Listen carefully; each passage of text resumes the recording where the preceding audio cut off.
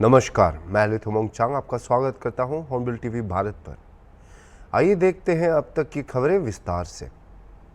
छत्तीसगढ़ के भिलाई में एक महिला ने 50,000 रुपये के लिए रिश्तेदारों और दोस्तों के साथ मिलकर अपने पति की हत्या की साजिश रची। नियमित गश्त के दौरान पुलिस को मरोदा बांध के पास पति लहूलुहान हालत में मिला। उन्होंने बताया कि उनकी पत्नी के निर्देश पर खोई हुई स्कूटर की चाबियां खोजते समय उन पर हमला किया गया था। पुलिस के त्वरित हस्तक्षेप से उसे बचा लिया गया। पत्नी ने कबूल किया, जिससे 3 साथियों की गिरफ्तार हुई। पति की हालत स्थिर है। अभी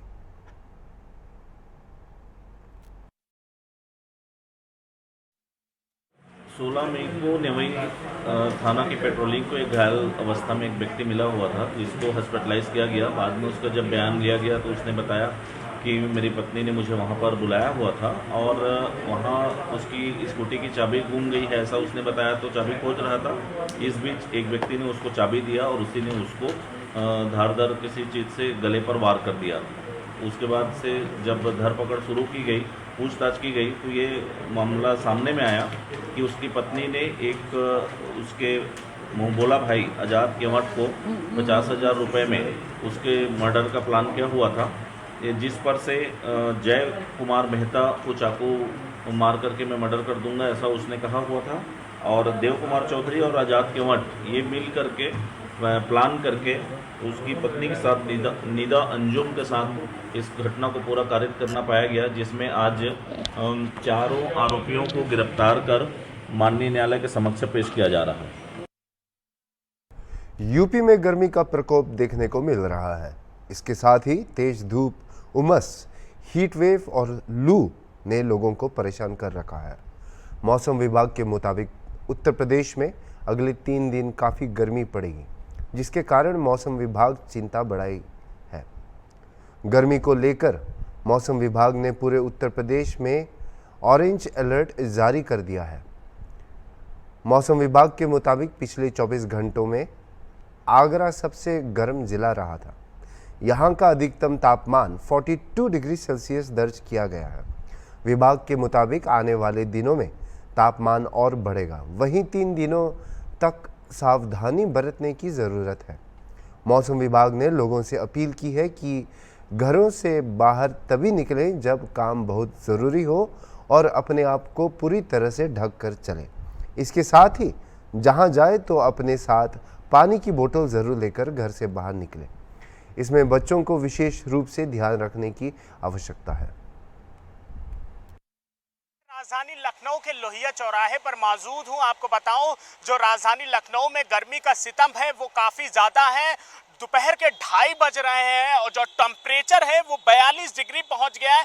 मैं अपने कैमरामैन से कहूंगा जरा वो टेम्परेचर जूम करके दिखाएं कितना टेम्परेचर पहुंच गया है। लगभग 42 डिग्री के अराउंड पहुंच गया है। और कल 5वें फेज की लोकसभा चुनाव के 5वें फेज की वोटिंग होनी। उत्तर प्रदेश में 14 सीटों पर वोटिंग होगी, जिसमें 13 सीटें बीजेपी के पास हैं और इसी को लेकर कल वोटिंग होनी। लेकिन जो गर्मी का सितम है वो काफी ज्यादा, मैं ये कैमरामैन से दिखाऊंगा। जो रोडों पे सन्नाटा है वो देख सकते हैं किस तरीके से सन्नाटा। ये चौराहा वही है जो आए दिन भीड़ रहती है, लेकिन गर्मी की वजह से लोग घर से कम निकल रहे हैं और कल वोटिंग का जो परसेंटेज है वो काफी कम रहता है। लेकिन अब कल देखना होगा कितने परसेंट वोटिंग होती, क्योंकि गर्मी की वजह से लोग घर से कम निकल रहे हैं। लेकिन मैं अपने चैनल के माध्यम से जरूर कहना चाहूंगा कि घर से निकल के ज्यादा से ज्यादा वोटिंग करें। वीडियो जर्नलिस्ट विजय के साथ निहाल पांडे, हॉर्नबिल टीवी, लखनऊ। लखनऊ में चुनावी शोर थम गया है। कल लखनऊ में मतदान होने वाले हैं। स्मृति उपवन से रवाना हो रही पोलिंग पार्टियां, प्रशासन ने भी मतदान केंद्रों को आज से ही तैयार करना शुरू कर दिया है। आशियाना स्थित स्मृति उपवन से 3,768 पोलिंग पार्टियां आज रवाना हो गई। जिलाधिकारी सूर्यपाल गंगवार सुबह से स्मृति उपवन में मौजूद ले रहे हैं व्यवस्थाओं की जायजा। मतदान कर्मियों के लिए स्मृति उपवन में गर्मी को देखते हुए मतदान कर्मियों के लिए किए जा रहे हैं व्यापक इंतजाम। आइए देखते हैं। राजधानी लखनऊ में कल 5वें फेज़ की वोटिंग होनी है। इसी तमाम मुद्दे पर बातचीत करने के लिए हमारे साथ लखनऊ डीएम सूर्यपाल गैंगवार जी हैं। सर से बात करेंगे। सर क्या कुछ सर कल 5वें फेज़ की लखनऊ में वोटिंग होनी है, इसको लेकर क्या कुछ तैयारियां हैं? लखनऊ में 20 मई को सुबह 7 बजे से 6 बजे तक वोटिंग होगी। सब लोग वोट डाल सकें, इसकी तैयारियां पूरी की गई हैं। आज यहां से पोलिंग पार्टीज़ अपनी ईवीएम और दूसरा इलेक्शन मटेरियल लेकर रवाना हो रही हैं और कल सुबह 7 बजे से 6 बजे तक मतदान होगा। सभी वोटर से मैं अपील करता हूं कि आप लोग अपने मताधिकार का प्रयोग ज़रूर करें। आपको बूथ के 100 मीटर तक अपने वाहन, निजी वाहन ले जाने की अनुमति प्रदान की गई है। आप अपनी कार, बाइक, मोटरसाइकिल या स्कूटी वगैरह के माध्यम से बूथ के 100 मीटर तक उसके माध्यम से जा सकते हैं। तो आप सब लोगों से आग्रह है कि वोट ज़रूर डालें। सर गर्मी का प्रचंड गर्मी बहुत ज़्यादा है, इसको लेकर क्या तैयारियां की गई हैं? हाँ, हर बूथ पर न्यूनतम जो आवश्यकताएं हैं उनकी पूर्ति की गई है।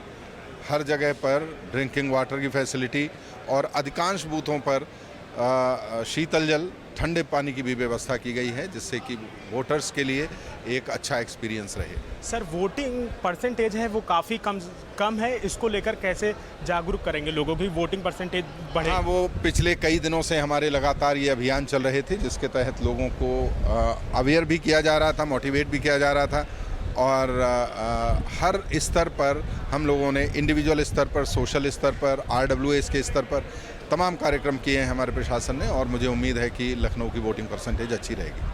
2024 के लोकसभा चुनाव के 5वें फेज की वोटिंग होनी है। कल उत्तर प्रदेश के 14 सीटों पर वोटिंग होनी है। इस वक्त मैं राजधानी लखनऊ के स्मृति वन पे मौजूद हूं। आपको बताऊं यहाँ पर जो वोटिंग मशीन है वो अपनी अपनी वोटिंग मशीन ले जा रहे हैं।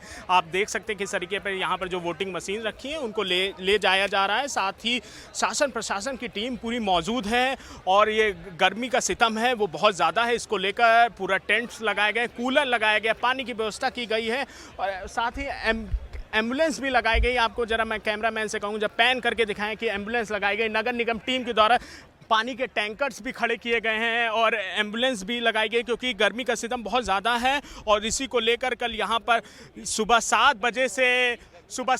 बजे से वोटिंग होगी। इसी को लेकर पूरी तैयारियां जो हैं वो पूरी कर ली गई हैं। बस कल 7 बजे से वोटिंग शुरू होगी और शाम को 6 बजे तक होगी। वीडियो जर्नलिस्ट अनिल सैनी के साथ निहाल पांडे, हॉर्नबिल टीवी, लखनऊ। बिहार के महावीर टोला गांव में गंगा नदी में एक नाव पलटने से 2 लोग लापता हैं। बचाव एवं खोज अभियान जारी है। मनेर के थानाध्यक्ष सुनील कुमार भगत ने बताया कि सुबह करीब 8 बजे कुछ किसान अपनी सब्जियां नाव पर लेकर जा रहे थे और जैसे ही वे महावीर टोला घाट पर पहुंचने वाले थे, नाव पलट गई। अधिकारी ने कहा 2 लोगों को छोड़कर बाकी लोग तैरकर किनारे पर आ गए और उन्होंने ये भी कहा कि तलाशी अभियान अभी जारी है और राज्य आपदा प्रतिक्रिया बल भी पहुंच गई है। वहां मौजूद सूत्रों के मुताबिक उन्होंने बताया कि नाव में 10 से 12 लोग सवार थे। 5/20/24 को सुबह में 7-8 बजे के करीब एक नाव पर 10-12 व्यक्ति सवार थे जो गांव के किसान थे, जैसा कि यहाँ के उपस्थित लोगों द्वारा बताया जा रहा है, जो अपने नदी के उस पार के दियारा क्षेत्र से अपना सब्जी, घास आदि नाव पर लाद कर ले जा रहा था। अब वो महावीर टोला आ रहा था। महावीर टोला घाट के किनारे पहुंचने ही वाला था कि 20 मीटर करीब पहले वो नाव डूब गई। सभी सवार भी डूब गए, परंतु 2 व्यक्ति को छोड़कर सभी व्यक्ति तैरकर बाहर आ गए। जो डूबे हुए व्यक्ति हैं, जो बताया जा रहा है कि 2 व्यक्ति डूब गया है, उसकी तलाश की जा रही है। SDRF की टीम पहुंच गई है और नदी में अभी उसका खोजबीन जारी है। टोटल कितने थे सवार नाव पर? लोगों के द्वारा बताया जा रहा है कि 10 से 12 व्यक्ति थे। कहाँ से आ रहे थे, कहाँ जा रहे थे? वो नदी में ही उस पार में दियारा क्षेत्र में इन लोगों का खेती होता है। बताया जा रहा है कि सब्जी एवं घास लेकर आ रहे थे और किनारे आते आते वो नाव डूब गई। 2 लोग जो मिसिंग, उसकी पहचान हुई है? उसकी पहचान बताया जा रहा है कि गोरैया स्थान के निवासी हैं और एक का उम्र लगभग 60 वर्ष है और एक का 34 वर्ष है। पश्चिम त्रिपुरा जिले के CPIM नेताओं ने शनिवार को पश्चिम त्रिपुरा के जिला मजिस्ट्रेट से मुलाकात की और 10 सूत्रीय मांगों का एक चार्टर सौंपा जो मुख्य रूप से लोगों की आजीविका संबंधी चिंताओं पर केंद्रित है। सीपीआईएम पश्चिम त्रिपुरा जिला समिति के सचिव के नेतृत्व वाले प्रतिनिधिमंडल ने जिला मजिस्ट्रेट से यह सुनिश्चित करने का भी आग्रह किया कि जिले के कुछ हिस्सों में लगातार बिजली कटौती और पानी की कमी जैसे नागरिक मुद्दों को जल्द से जल्द हल किया जाए। जिला मजिस्ट्रेट से मुलाकात के बाद हॉर्नबिल टीवी से विशेष रूप से बात करते हुए वरिष्ठ सीपीआईएम नेता ने कहा, हमने लोगों के सामने आने वाले ज्वलंत मुद्दों की ओर उनका ध्यान आकर्षित करने के लिए जिला मजिस्ट्रेट के समक्ष 10 सूत्री मांगों का एक चार्टर रखा है। बेरोजगार युवाओं को पर्याप्त नौकरियां, गांवों में रहने वाले गरीब लोगों के लिए मनरेगा मजदूरी दिवस और संबंधित विभागों में असंगठित क्षेत्रों के मजदूरों के लिए रोजगार के अवसर जैसे मुद्दे मुख्य फोकस बिंदु हैं। उन्होंने इस बात पर भी प्रकाश डाला कि राज्य में बार बार बिजली कटौती और पीने के पानी की कमी हो रही है। We placed our charter of demands to the DM, 10-point charter of demands. Among demands, work should be provided to the job card holders under REGA and 2F scheme. Secondly, jobs should be given to the unemployed educated youth as maximum number as possible. Then we demanded work should be given to the unorganized workers in the line departments. Food should be provided to the poor section of people. Then our demand was drinking water. Drinking water should be supplied to the remote areas of the district, particularly tribal dominated areas and rural areas at the panchayat level and village level, because scarcity of drinking water has touched the climax point. It should be solved immediately. Then we have demanded power cuts. Power cuts anytime, any day, for hours. There is no power. In hospital also, in cancer hospital, power cut for 2 hours, 3 hours. It is going on. This sort of crisis with regard to electricity now prevailing in our district.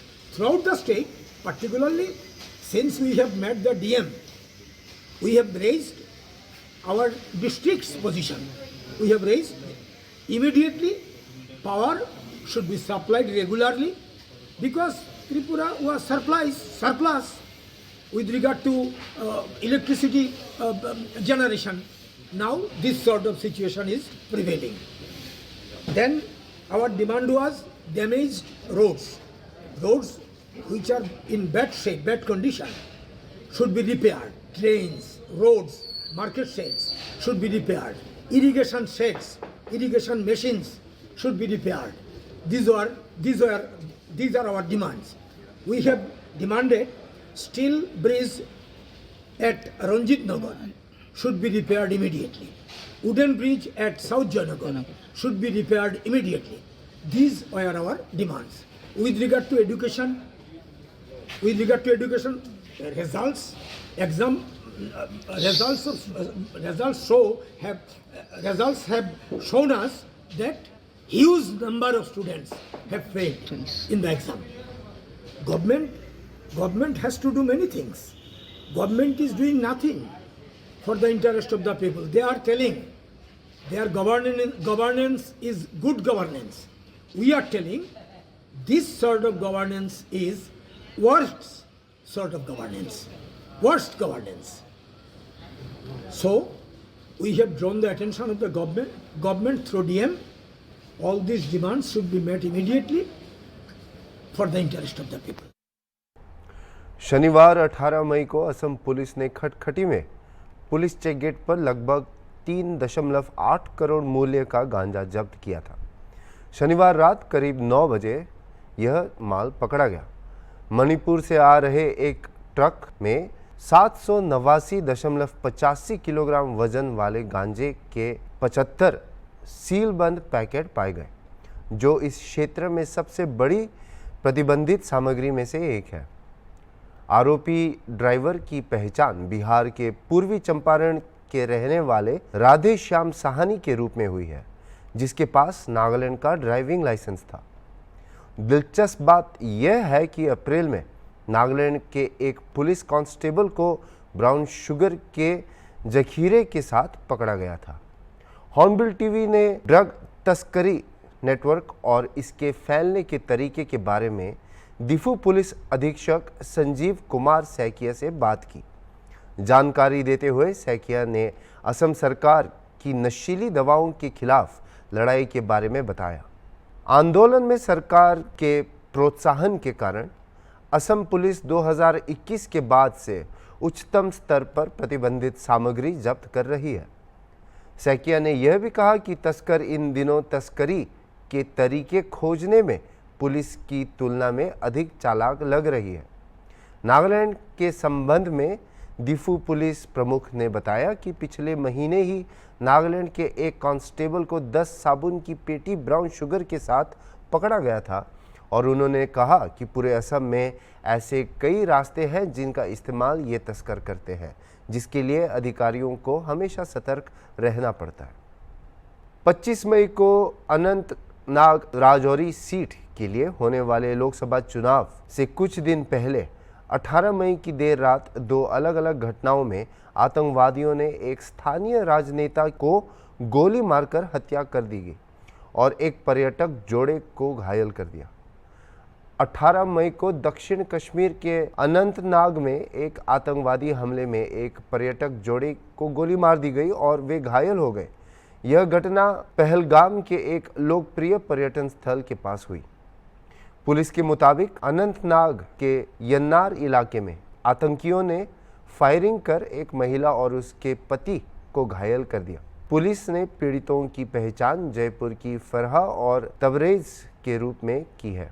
पिछले हमले के 1 घंटे के भीतर एक अन्य आतंकवादी हमले में पुलिस ने कहा कि शोपियां के हुरपोरा इलाके में एक व्यक्ति अजाज अहमद शेख को गोली मार दी गई और वह घायल हो गया। आधिकारिक सूत्रों ने कहा कि पीड़ित ने चोटों के कारण दम तोड़ दिया। प्रारंभिक रिपोर्टों से पता चलता है कि पीड़ित पूर्व सरपंच था और भाजपा से जुड़ा था। अधिकारियों ने बताया कि अनंतनाग और शोपियां के इलाकों की घेराबंदी कर दी गई है और हमलावरों को पकड़ने के लिए तलाशी अभियान शुरू किया है।